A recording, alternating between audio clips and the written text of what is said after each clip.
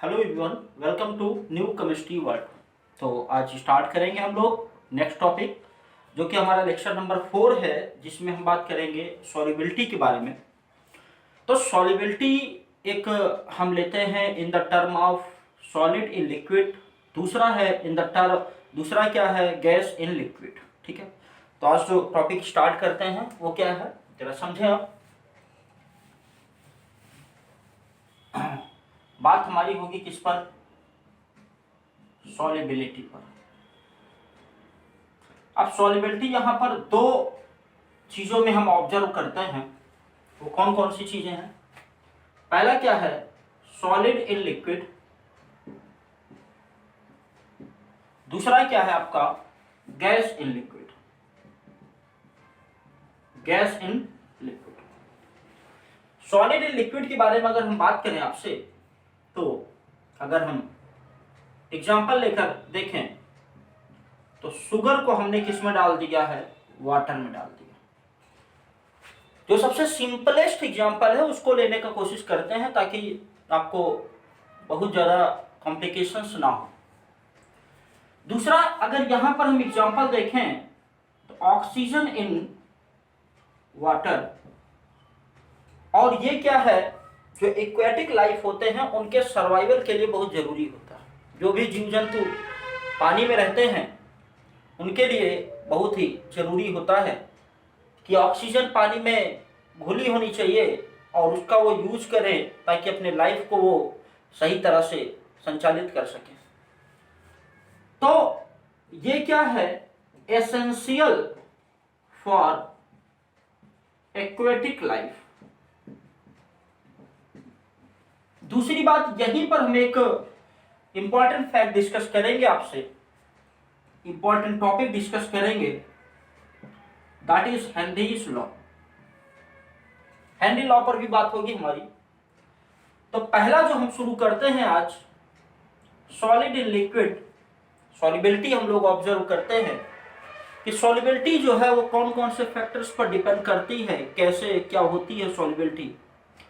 Generally solubility की definition जो दिया जाता है वो क्या है, कांस्टेंट टेम्परेचर पर 100 ग्राम सॉल्वेंट में सॉल्यूट की वो अमाउंट जो एक सैचुरेटेड सॉल्यूशन बनाने के लिए आवश्यक होती है, उसे हम लोग सॉल्युबिलिटी कहते हैं। फिर से रिपीट करता हूं मैं, 100 ग्राम सॉल्वेंट में सॉल्यूट की वो अमाउंट जो एक सैचुरेटेड सॉल्यूशन बनाने के लिए जरूरी होती है, उसे सॉल्युबिलिटी कहते हैं।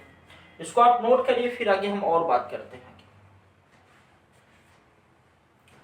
चलिए, तो आगे जो आपसे हम बात करेंगे, solubility of solid in the liquid. तो हम क्या देखेंगे, सॉलिड इन लिक्विड। जरा बातों को समझिए आप। हमने क्या लिया, कंटेनर लिया है, इसमें क्या है, वाटर है, क्या है, पानी। हमने इसमें क्या डाल दिया, शुगर डाल दिया, चीनी डाल दिया। और जब शुगर डाल दिया तो शुगर धीरे धीरे धीरे धीरे क्या हो जाएगी, घुलती जाएगी, घुलती जाएगी, घुलती जाएगी।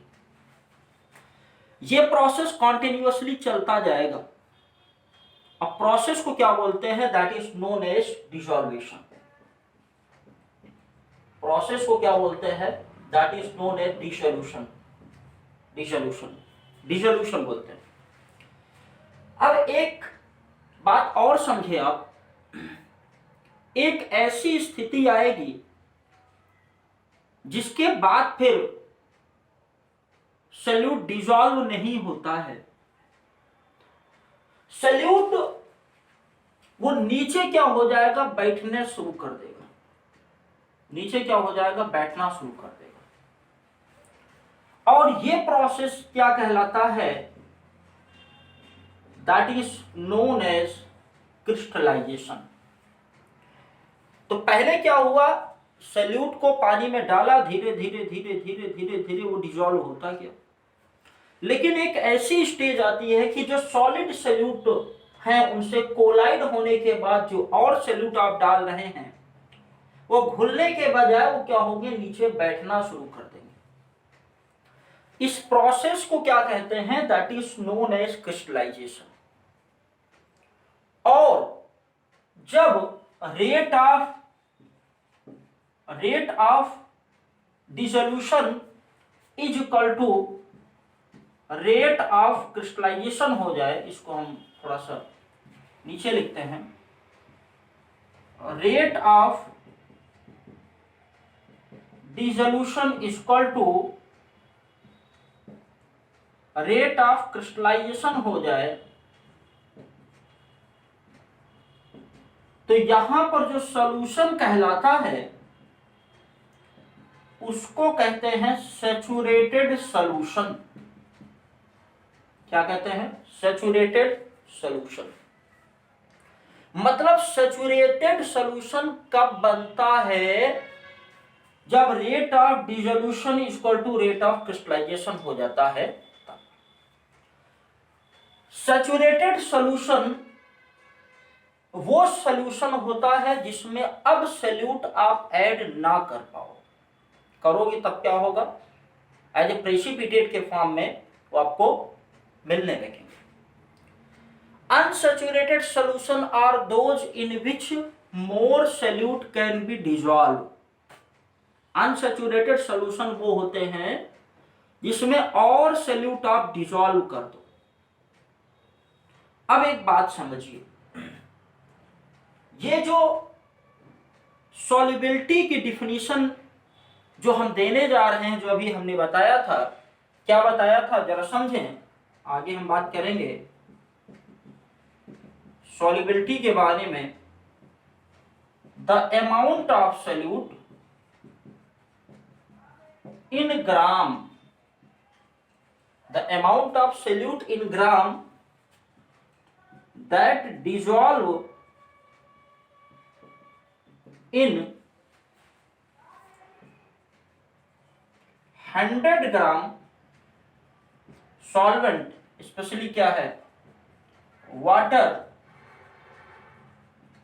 To prepare a saturated solution, to prepare a saturated solution.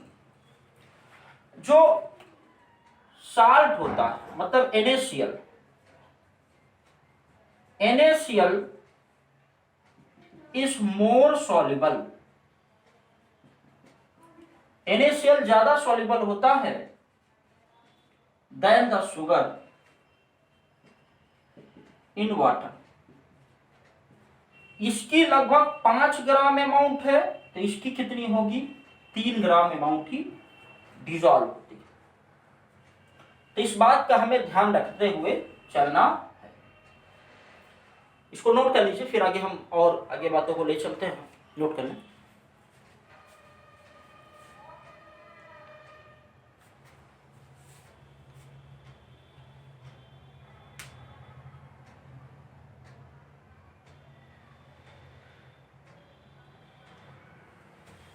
चलिए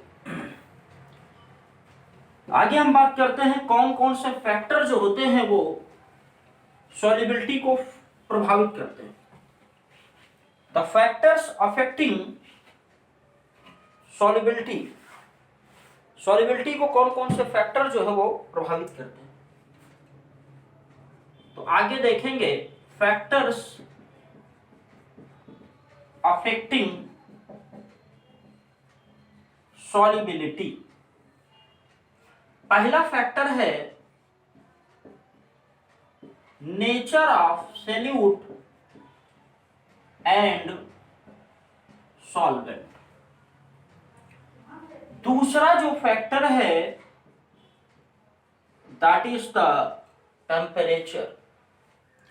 तो पहले हम बात शुरू करते हैं nature of solute and solvent. तो पहले बात को समझिए आप, यहां एक कॉन्सेप्ट अप्लाई होता है लाइक डिसॉल्व लाइक, मतलब जो जैसा होता है वो उसी में घुल जाता है। जो पोलर सॉल्वेंट होते हैं उसमें आयनिक कंपाउंड डिसॉल्व हो जाते हैं। जो नॉन पोलर सॉल्वेंट होते हैं उसमें क्या होता है, नॉन पोलर सॉल्वेंट में आपके कोवैलेंट कंपाउंड डिसॉल्व हो जाते हैं।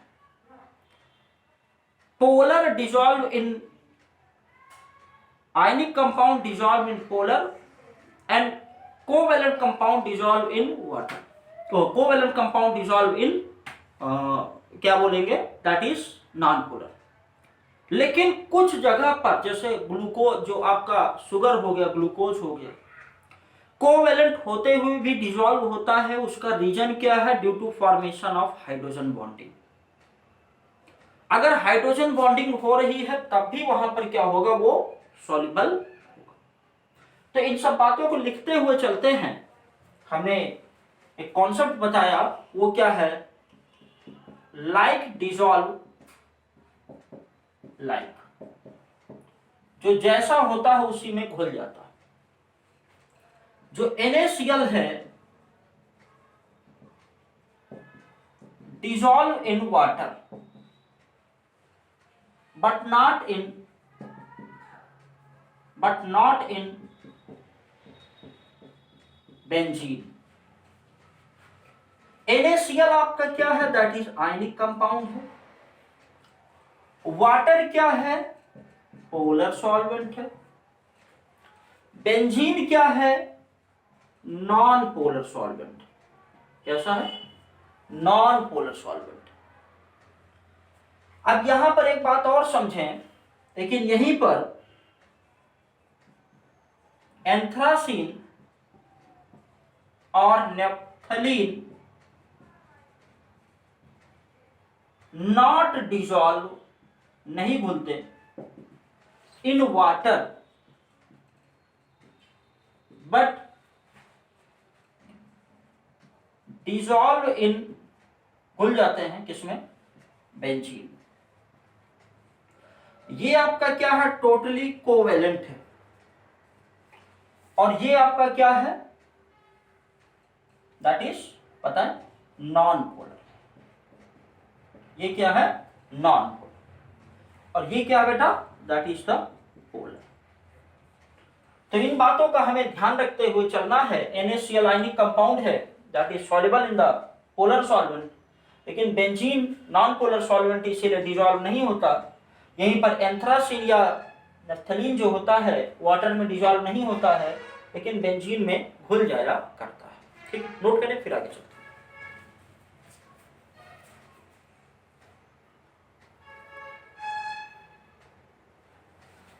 चलिए, एक एक पॉइंट आप नोट करते चलेंगे, ये आपके कॉन्सेप्ट को बूस्टअप करेंगे। अब जरा कुछ बातें और समझेंगे हम। वो क्या बातें हैं? अगर आपने NaCl लिया है, इसको किस में डाल दिया है? पानी में डाल दिया। किस में डाल दिया है? वाटर में डाल दिया। तो ऐसी कंडीशन में क्या होता, जरा समझें। ये Na+ है, ये क्या है? Cl-। इनके बीच क्या है? स्ट्रॉन्ग इलेक्ट्रोस्टैटिक फोर्स काम करता है। ये क्या है? Strong electrostatic force. जब वाटर में NaCl को डालते हैं तो वाटर क्या लिखते हैं? H2O। इसको ऐसे भी लिख सकते हैं, दैट इज H2O। इस पर कैसा साइन है? निगेटिव। इस पर क्या है? Positive sign. फिर इस पर निगेटिव है, इस पर क्या है? Positive sign. अब यहां पर अगर स्ट्रक्चर इसका ऐसे ड्रॉ कर दें तो कोई दिक्कत नहीं होनी चाहिए। ये प्लस, ये क्या है? माइनस। ये कौन सा पोल है? That is the positive pole है। ये कौन सा पोल है? That is the negative pole. ये क्या है? निगेटिव पोल।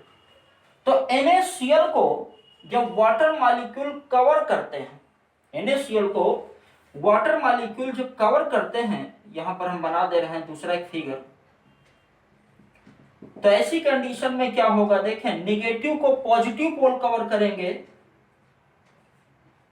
निगेटिव को पॉजिटिव पोल कवर करते हैं और पॉजिटिव को निगेटिव पोल कवर करते हैं। ये प्रोसेस क्या कहलाता है? That is known as hydration. क्या कहलाता है? हाइड्रेशन। और इस प्रोसेस में एनर्जी रिलीज होती है, उसको हम लोग क्या बोलते हैं? Hydration enthalpy. Hydration enthalpy. तो हाइड्रेशन एंथैल्पी क्या करती है? इनके बीच स्ट्रॉन्ग इलेक्ट्रोस्टैटिक फोर्स को रिड्यूस करती है। क्या करती है? रिड्यूस करती है। अगर हाइड्रेशन से हाइड्रेशन एंथैल्पी जो हमें मिल रही है अगर वो ज्यादा है, तो ऐसी कंडीशन में ये क्या हो जाएगा? That will break. और अगर ब्रेक हो जाएगा तो क्या होगा कि जो Na है ये हाइड्रेट हो जाएगा वाटर के द्वारा, H2O, H2O, H2O, H2O। इसी तरह Cl भी क्या हो जाएगा? हाइड्रेट हो जाएगा वाटर मॉलिक्यूल्स के द्वारा। ये फ्रीली क्या करेंगे? मूव करने लगेंगे। अब एक बात और समझिए, 1 मोल आयनिक कंपाउंड को फ्री कैटायंस और एनायंस में तोड़ने के लिए जो एनर्जी की आवश्यकता होती है उसे कहते हैं lattice enthalpy.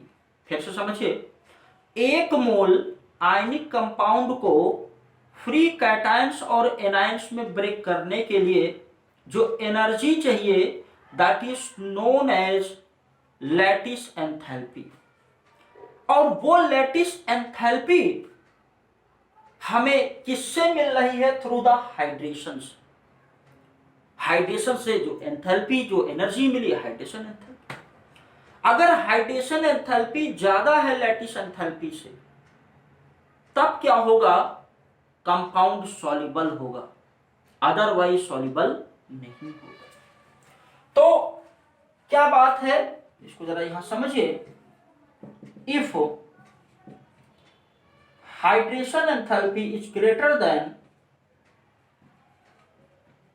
lattice enthalpy, then compound will be totally soluble। Compound क्या होगा? Totally soluble. फिर से मैं बात को रिपीट करता हूं। हमने NaCl लिया, NaCl को पानी में डाला। NaCl जानते हैं ये स्ट्रॉन्ग इलेक्ट्रोस्टैटिक फोर्स के द्वारा बंधे हैं क्योंकि this is an ionic compound. ये वाटर जो है, वाटर में अगर स्ट्रक्चर देखेंगे तो ये क्या है? -1 है प्लस।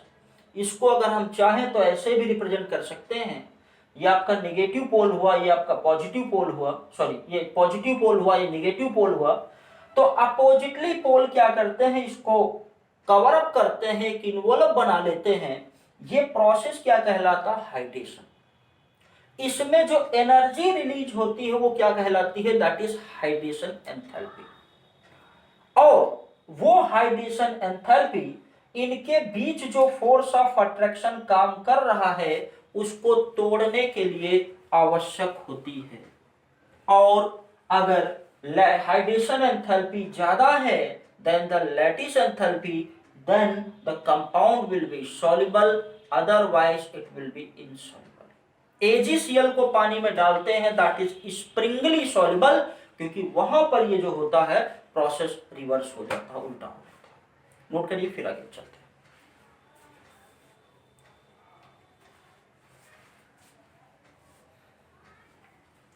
चलिए मिटा दें। तो अब एक बात और हम करेंगे, जो आपके सॉल्वेंट हुआ करते हैं, सॉल्वेंट तो आपके कौन कौन से हो सकते हैं जरा देखें। एक तो आपके पास H2S है, H2O है, HF है, SO2 है, अमोनिया है। लेकिन याद रखिएगा जिसका डाई इलेक्ट्रिक कांस्टेंट जितना ज्यादा होता है, वाटर के केस में कितना होता है? 80 होता है। तो जितना ज्यादा डाई इलेक्ट्रिक कांस्टेंट होगा उतना अच्छा जो होगा वो आपका क्या होगा? सॉल्वेंट होता। तो वाटर के लिए DEC वैल्यू ज्यादा होती बाकी सबके पेक्षा। अब समझिए, ये तो हमने कर दिया। अब देखते हैं what is the effect of temperature. Temperature का क्या फर्क पड़ता है? टेम्परेचर का जो इफेक्ट होता है वो सभी कंपाउंड पर कांस्टेंट नहीं हुआ करता। कुछ कंपाउंड ऐसे होते हैं जिनकी सॉल्युबिलिटी टेम्परेचर बढ़ाने पर बढ़ती है, लेकिन कुछ कंपाउंड ऐसे होते हैं जिनकी सॉल्युबिलिटी टेम्परेचर बढ़ाने पर घटती है, जैसे सीरियम सल्फेट हो गया। और कुछ कंपाउंड ऐसे होते हैं जिनकी सॉल्युबिलिटी पहले बढ़ती है और फिर घटने लगती है। सोडियम सल्फेट की इसमें होता है, ट्रांजिशन स्टेट आ जाती है, 32.4 डिग्री सेल्सियस ट्रांजिशन टेम्परेचर होता है। तो आगे जो आपसे हम बात करने जा रहे हैं, that is the effect of temperature. इसके बेस पे 3 तरह के कंपाउंड होते हैं। कितने तरह कंपाउंड होते हैं बता? 3 तरह कंपाउंड होते हैं। पहले केस में क्या होता है, सॉल्युबिलिटी जो होती है, यहां हम टेम्परेचर को बढ़ाएंगे ही, याद रखिएगा, टेम्परेचर को बढ़ाएंगे ही। सॉल्युबिलिटी जो होती है वो क्या होती है, इंक्रीज करती है। एग्जाम्पल है आपके सामने KNO3 NaCl। यहां पर क्या होता है, जो सॉल्युबिलिटी होती है वो क्या करती है, डिक्रीज करती है। सॉल्युबिलिटी जो होती है वो क्या करती है, डिक्रीज करती है। एग्जाम्पल जैसे हमने ले लिया सीरियम सल्फेट, और क्या है, लिथियम कार्बोनेट, और क्या है, लिथियम कार्बोनेट। नोट करिए, फिर आगे चलते हैं।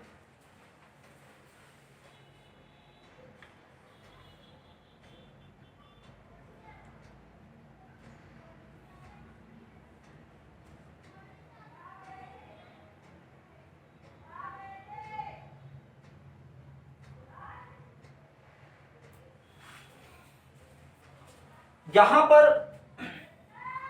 नोट कर लिया। अब देखें यहां पर क्या होता है, जैसे सोडियम सल्फेट ले लेते हैं, Na2SO4। यहां पर क्या होता है, 32.4 डिग्री सेल्सियस तक, 32.4 डिग्री सेल्सियस तक पहुंचने पर क्या होता है, टेम्परेचर जो सॉल्युबिलिटी क्या होती है, बढ़ती जाती है। कितना हो जाएगा, Na2SO4.10H2 क्या बनेगा, Na2SO4। लेकिन इसके बाद अब ठीक है, और यहां तक पहुंचेंगे, लेकिन अब 32.4 डिग्री क्या हो जाएगा, सॉल्युबिलिटी घटने लगती है। तो इस चीज को थोड़ा सा ध्यान रखें। अब अगर इसी को हम देखें, ग्राफ पर प्लॉट करें, क्या करें, ग्राफ पर, ये क्या है, दैट इज द सॉल्युबिलिटी, ये क्या है, टेम्परेचर। तो जैसे यहां पर देखा जाए तो क्या होगा, ग्राफ ऐसे बनेगा, ठीक है। यहां पर क्या हो जाएगा, NaCl, क्या हो जाएगा, KCl, just a minute, NaCl हो गया। फिर इसके बाद क्या हो जाएगा, ये सीरियम सल्फेट का हो जाएगा, सीरियम सल्फेट। अब कुछ कंडीशन में क्या हो जाएगा बताइए, पहले बढ़ेगी फिर घटने लगेगी, ठीक है, पहले बढ़ेगी फिर घटने लगेगी। तो एक जनरल सा हमने केवल डिस्कशन यहां पर किया है, बहुत ज्यादा अंदर नहीं गए हैं। अब एक बात समझिए, यहां पर जैसे यहां पर क्या है, ये आपका हो जाएगा सॉल्यूट प्लस सॉल्वेंट। यहां पर क्या आपको हीट देनी पड़ेगी, तो ऐसी कंडीशन में क्या होता है, क्या बनता है, सॉल्यूशन बनता है। अब एक बात समझिए, हीट दे रहे हैं तो ये प्रोसेस क्या है, दैट इज एंडोथर्मिक प्रोसेस। कैसा है, एंडोथर्मिक। और एंडोथर्मिक प्रोसेस एक होता है ली चैटेलियर प्रिंसिपल। ली चैटेलियर प्रिंसिपल क्या बताता है कि अगर प्रोसेस एंडोथर्मिक है तो आप क्या करेंगे, टेम्परेचर बढ़ाएंगे। और जब अगर आप टेम्परेचर बढ़ाते हैं तो ऐसी कंडीशन में उनकी सॉल्युबिलिटी बढ़ती जाती है। थोड़ा सा ली चैटेलियर प्रिंसिपल आप ध्यान रखेंगे, this is applicable at most of the conditions, अधिकतर जगह ये अप्लाई होता है।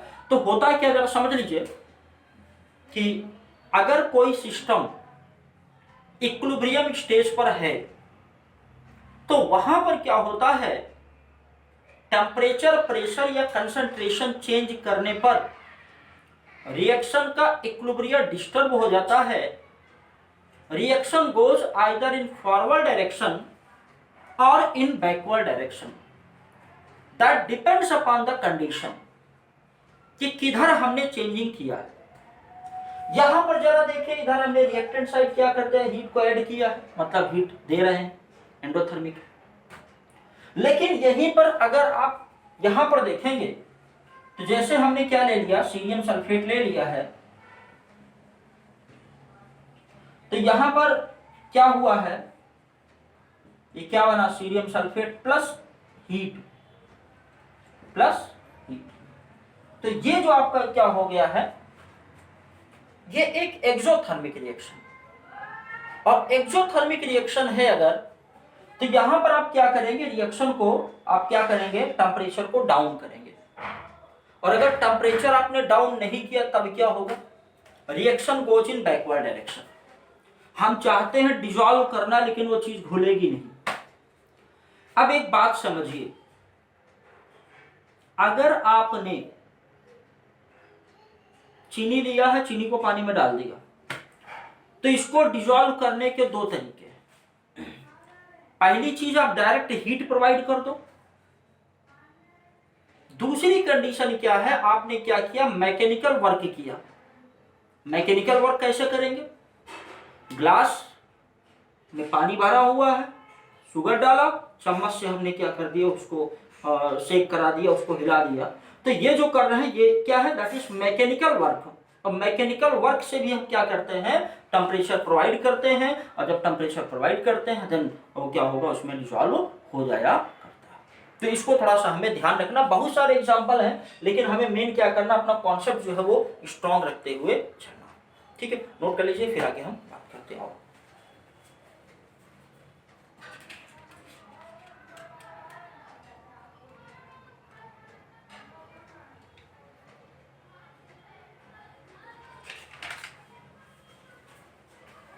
अब आगे देखें, अगर हम इफेक्ट ऑफ प्रेशर, तो इफेक्ट ऑफ प्रेशर के बारे में अगर हम बात करें तो होता क्या है, जो प्रेशर होता है उसका फर्क ज्यादा नहीं पड़ता। Solubility of solid in liquid पर प्रेशर का फर्क नहीं पड़ता है। क्यों नहीं पड़ता है, क्योंकि solid and liquid are incompressible, उनको कंप्रेस नहीं कर सकते। जो सॉलिड को लिक्विड में डिसॉल्व करते हैं तो उस पर प्रेशर का फर्क नहीं पड़ता है। क्यों, क्योंकि solids as well as liquid are incompressible. ठीक है, अब आते आगे हम बात करेंगे आपसे, वो क्या है, एक बार फिर से रिकैप करेंगे जो जो चीजें हमने बताई है। हमने क्या बताया है,